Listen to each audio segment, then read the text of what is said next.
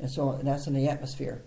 Okay, they'll be cast out, and the gate, the entrance of the gate will be sealed. They can't get through there anymore. That's why there's war. There's war at the gate. Okay, where Michael and his angels will fight with the dragon, and dragon and his angels. Okay, because they want Satan wants to gain access. He tried to gain access.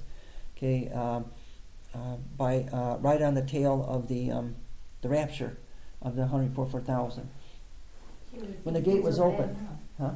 So we think things are bad now. Oh yeah, things are bad now. Right. When the angels begin to rule, okay, they're going to be the angels or the aliens. Okay, this is when the earth is in such a chaotic state. Okay, that governments are failing, and people are losing heart within their own form of governments. Okay, and there's chaos, and this is just right after the asteroid hit. Okay, wormwood. Okay, this is just after the demon locust released. Okay, and all this phenomenal, manifestations were taking place. The islands disappearing, the mountains disappearing, the continents coming back together, the sun, the moon, reversing their courses. The people are in an absolute state of, they don't know what to believe anymore. They have all these volumes of books, the glossy pages, written on very expensive paper, put out by the institutions of man. They're going to look at that and says, this is junk. And they're just going to look at it. They're going to finally come to that conclusion. This is junk. We were fed lies.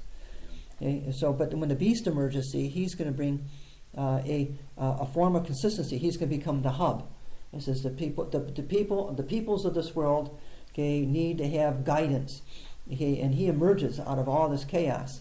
But with strong confirmation. From the first beast or the second beast that rises out of the abyss. The abyss is in Iran. He rises out of that abyss as a 12th Imam. And he confirms Islam. As a very important part. Of religion.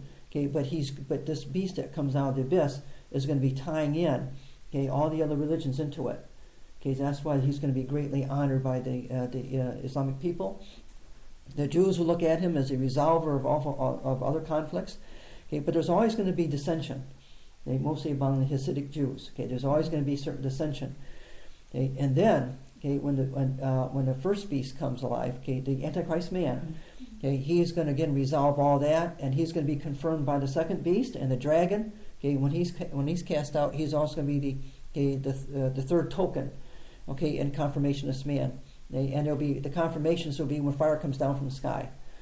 And when he sits in the temple, which will be constructed at that time. That's at the end. No, that's at the beginning. In the middle. In the middle. The second half, the 3.5 years. Okay. So here we see that he's emerging. And he has loyalties to no man. And the dragon gives him his great power and authority. And his seat and authority, also known as Satan's seat. Any place where a false doctrine originates is promoted is known as Satan's seat. Right now, Satan's seat is like an invisible entity. It dominates the thinking of the false religious system. And it's all over the world. Would you call that a throne then? It's also a throne, right?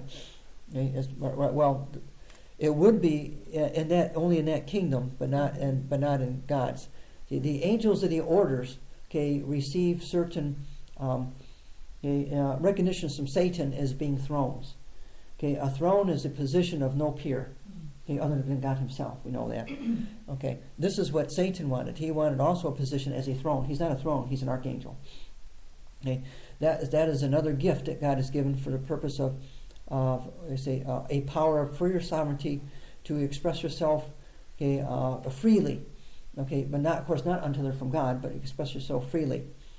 Okay, and this is what they wanted. And Satan's promised his angels, the 13 princes, also that they be able to be as thrones as himself. Okay, so Satan made himself as a god of this dimension of no peer. Okay, no one is over him as an archangel. Okay, so he put himself in that position as a throne. Okay, so he be the door and access, okay, of all the ascending and contributing powers, okay, that are under him. Okay, now, Satan is the archangel. Okay, if I draw a picture, you see an orb. Okay, in that orb, Satan will be right in the center as the power, the throne, the will. Okay, the will is the throne. Okay, which we also talk about the throne of your heart. Okay, he's the throne, and all the contributing powers, okay, around it are his princes. Okay, that continually show allegiance and build everything according to his desire. Right, and then underneath him, you also have thousands and millions of other angels, demons, devils. Okay, that are also contributing. Okay, so you have a structure of government. Okay, and anything, and so Satan volunteered himself when he rebelled against God and severed himself from God. Okay, he became the god of this world, God. Okay, as a throne, right?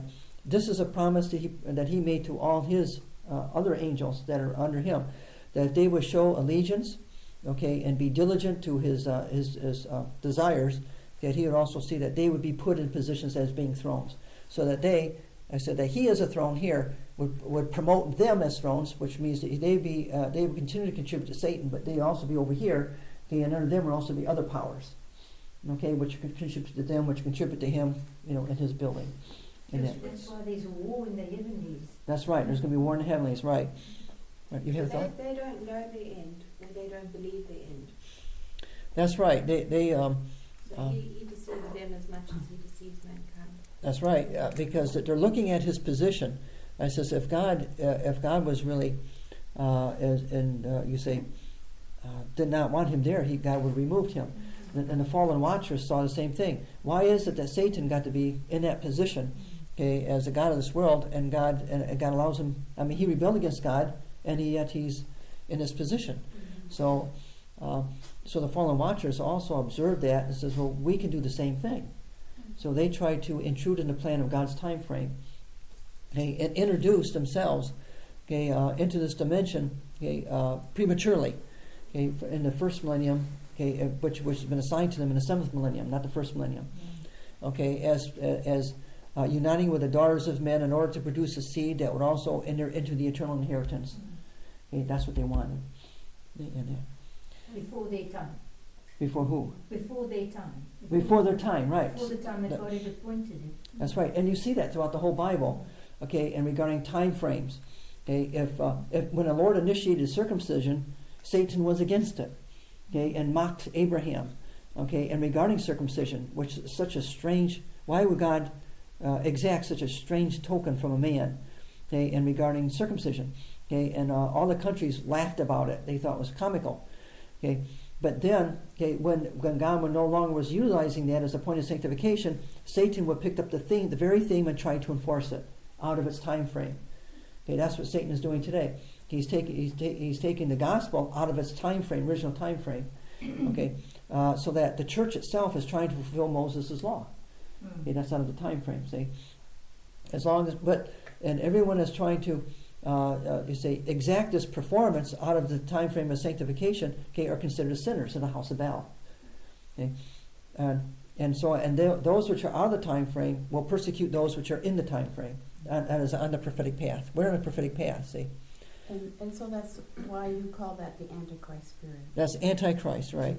That's in the church, and in fact, that's what Jesus said as well. Satan's seat. Yes. In the early church, right. Right, that's what even the devil says. Are you come here to torment us before the time? See, because in their mind they had a different time frame, and everything according to their instruction by Satan, okay, was to watch for certain things and promote certain things, Okay, and then when Jesus came into this dimension before the 5.5 years or 5.5 days, okay, it was out of sync with the time frame of their intelligence. Okay, and they couldn't put this together. Now their plan was a bit upset. Yes, right. It was upset. Okay, see, because Satan was taking you can say taking his time and trying to establish a deception that would come that in 5.5 days would come to a fruition. Okay, which would be very you can say its roots would be so deep, okay, that nobody would be able to extract it, pull them out. Okay, but Jesus came in before the time that plant developed. Okay, and that's why he says every plant which my heavenly Father has not planted, should be plucked up, or that they actually be laid to the root of the trees. Everything that Satan planted is pulled out. And of course that was very frustrating for Satan. Or you come to perform us before the time. So there's hints, okay, seen throughout the scriptures, even including the Jews. All right, well, let's go on to the Hydra here. Okay, in verse 3, I saw one of his heads, okay, which has to include those which are in government.